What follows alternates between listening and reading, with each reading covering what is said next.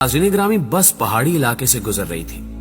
अचानक बिजली चमकी, बस के करीब आई और वापस चली गई। बस आगे बढ़ती रही। आध घंटे बाद बिजली दोबारा आई, बस के पिछले हिस्से की तरफ लपकी, लेकिन वापस चली गई। बस आगे बढ़ती रही। बिजली एक बार फिर आई और वो इस बार दाईं साइड पर हमला आवर हुई, लेकिन तीसरी बार भी वापस लौट गई। ड्राइवर समझदार था, उसने गाड़ी रोकी और ऊंची आवाज में बोला, भाइयों, बस में कोई गुनाहगार सवार है। ये बिजली उसे तलाश कर रही है। हमने अगर उसे न उतारा तो हम सब मारे जाएंगे।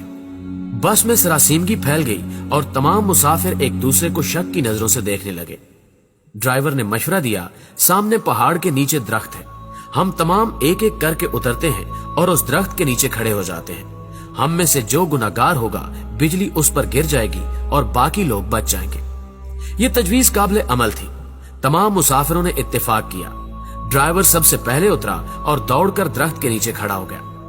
बिजली आसमान पर चमकती रही, लेकिन वो ड्राइवर की तरफ नहीं आई। वो बस में वापस चला गया। दूसरा मुसाफिर उतरा और दरख्त के नीचे खड़ा हो गया। बिजली ने उसकी तरफ भी तवज्जो नहीं दी। तीसरा मुसाफिर भी साफ बच गया। यूं मुसाफिर आते रहे, दरख्त के नीचे खड़े होते रहे और वापस जाते रहे, यहां तक कि सिर्फ एक मुसाफिर बच गया। ये गंदा मजहूल सा मुसाफिर था। कंडक्टर ने उसे तरस खाकर बस में सवार कर लिया था। मुसाफिरों ने उसे बुरा भला कहना शुरू कर दिया। लोगों का कहना था कि हम तुम्हारी वजह से मौत के मुंह पर बैठे हैं, तुम फौरन बस से उतर जाओ। वो उससे उन गुनाहों की तफसील भी पूछ रहे थे जिनकी वजह से एक अजियतनाक मौत उसकी मुंतजिर थी। वो मुसाफिर उतरने के लिए तैयार नहीं था, लेकिन लोग उसे हर कीमत पर बस से उतारना चाहते थे। मुसाफिरों ने पहले उसे बुरा भला कहकर उतरने का हुक्म दिया, फिर उसे प्यार से समझाया और आखिर में घसीट कर उतारने लगे। वो कभी किसी सीट की पुष्ट पकड़ लेता था, कभी किसी राड के साथ लिपट जाता और कभी दरवाजे को जप्फा मार लेता, लेकिन लोग बाज ना आए। उन्होंने उसे जबरदस्ती घसीट कर उतार दिया। ड्राइवर ने बस चला दी। बस जो ही गुनाहगार से चंद मीटर आगे गई, धाड़ की आवाज आई, बिजली बस पर गिरी और तमाम मुसाफिर चंद लम्हों में जलकर भस्म हो गए। वो गुनहगार मुसाफिर 2 घंटों से मुसाफिरों की जान बचा रहा था। नाज़रीन ग्रामी, मुझे किसी साहब ने एक दिलचस्प वाकया सुनाया। वो तुर्की के रास्ते यूनान जाना चाहते थे। एजेंट उन्हें तुर्की ले गया। ये अजमेर शहर से दूसरे लोगों के साथ बर्फबारी का इंतजार करने लगे। सर्दियां यूरोप में दाखिले का बेहतरीन वक्त होता था। बर्फ की वजह से सिक्योरिटी एहलकार मोर्चों में दुबक जाते थे। बॉर्डर पर गश्त रुक जाता था और लोगों को कश्तियों में सवार करते थे और उन्हें यूनान के किसी साहिल पर उतार देते थे। ये एजेंटों की आम प्रैक्टिस थी। उन साहब ने बताया कि हम तुर्की में एजेंट के डेरे पर पड़े थे। हमारे साथ गुजरांवाला का एक गंदा सा लड़का था। वो नहाता भी नहीं था और दांत भी साफ नहीं करता था। उससे खौफनाक बू आती थी। तमाम लोग उससे परहेज करते थे। हम लोग दिसंबर में कश्ती में सवार हुए। हम में से कोई शख्स उस लड़के को साथ नहीं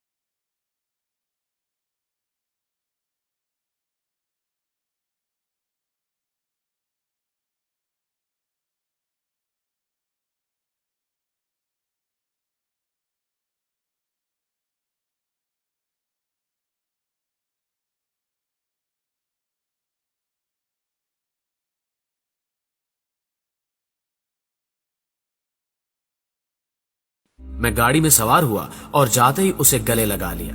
مجھے اس وقت اس کے جسم سے کسی قسم کی بو نہیں آ رہی تھی۔ مجھے معلوم ہوا کہ میرے ساتھیوں کو اس کے جسم سے اپنی موت کی بو آتی تھی۔ یہ ان لوگوں کی موت تھی جو انہیں اس سے الگ کرنا چاہتی تھی، اور جو ہی الگ ہوئے سب کے سب موت کی آغوش میں چلے گئے۔ ناظرین گرامی، میرے ایک بزرگ دوست جوانی میں ارب پتی تھے، لیکن ان کی زندگی کا آخری حصہ اسرت میں گزرا۔ مجھے انہوں نے ایک دن اپنی